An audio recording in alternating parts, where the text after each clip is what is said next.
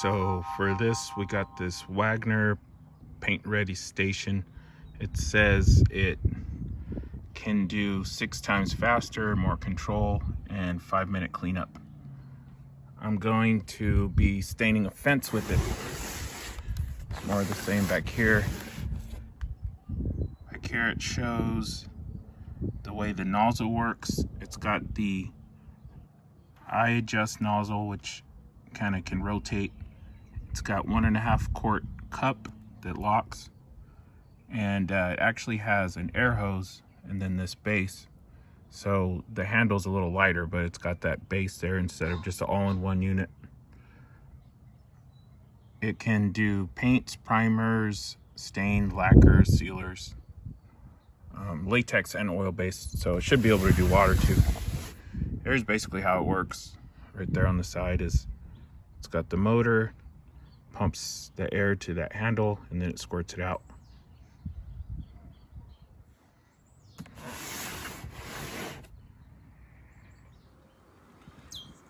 It shows you here everything, the prep, and you can do the interior and exterior paint.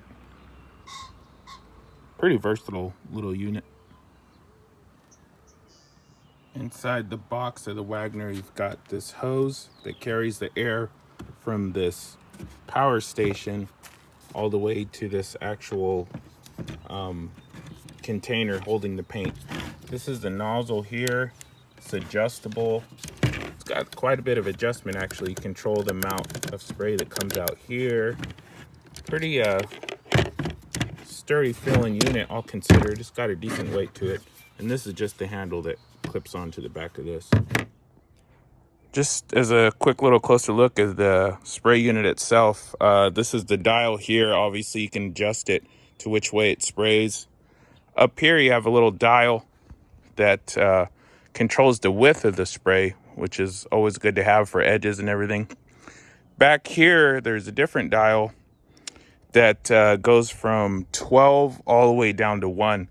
That actually controls how much spray comes out at once. The power unit itself has just 2 settings, just basically a high and a low, but this thing you fine tune it. Only thing that really it does is it lets some air out on the sides that you can feel escaping, and that just basically lowers the pressure of the gun, therefore not letting it spray as much. Good little feature to have for sure. That way you can control your spray. All right, let's fill it up. One easy way to get used to how this thing works is to just actually fill it with water. That way you can get your spray patterns down like so.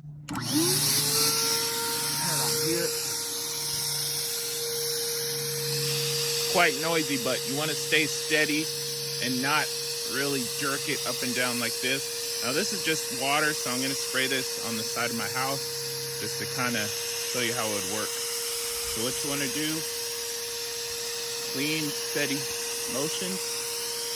Notice how I didn't go like that. Just keep it steady throughout. And try to overlap as much as you can. One clean, steady motion.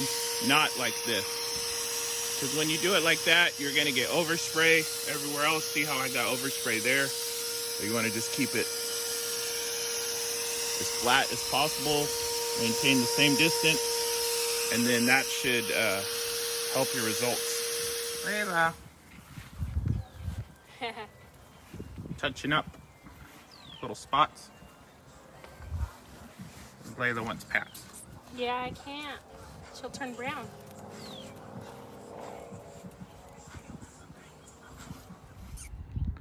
And here's the end result. This is a thick lacquer, sealer, so it didn't really get in all the crevices like I would want it to. Some areas have penetrated more than others, even though I was really careful to keep it even. I even went and back brushed it with a brush to even it out and hit the spots, but just because it was so thick, it didn't penetrate all the areas that it could have. That was actually an issue with the sprayer itself. It kept clogging, so I had to thin it up, and that helped a little bit, but it was pretty inconsistent. So this was the old stain that I've had for about 2 years, but I went ahead and got some new one. So this is what the old one looks like.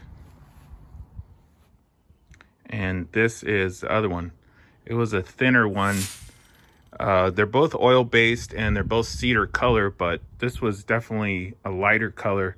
On camera, it looks duller than it is in reality, but this was definitely thinner and easier to spray. I didn't really have to back spray it or anything, or back brush it. I just sprayed it with the thing, did a decent pass, and pretty much got everywhere. There's a couple little spots that it might have missed, but I will probably go back and finish that. On the other side, where I used the original sealer, it missed all kinds of spots just because it's so much thicker, and the tip kept clogging.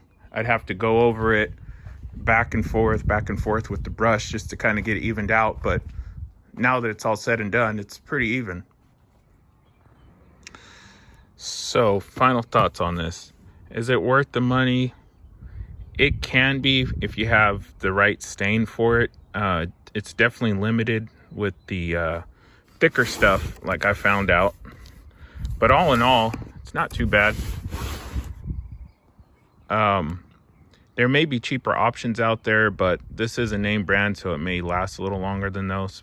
Most people aren't going to use them too often, so if I were to do it again, I might look into one of the handheld ones that has everything just powered here, and it just deletes this whole thing, because it does make it kind of cumbersome and bulky. But it's not too bad. All in all, it's a decent buy, but I don't think I'd get it again. All right, so that's going to do it for this one. Be sure to like, comment, subscribe. Thanks. Bye.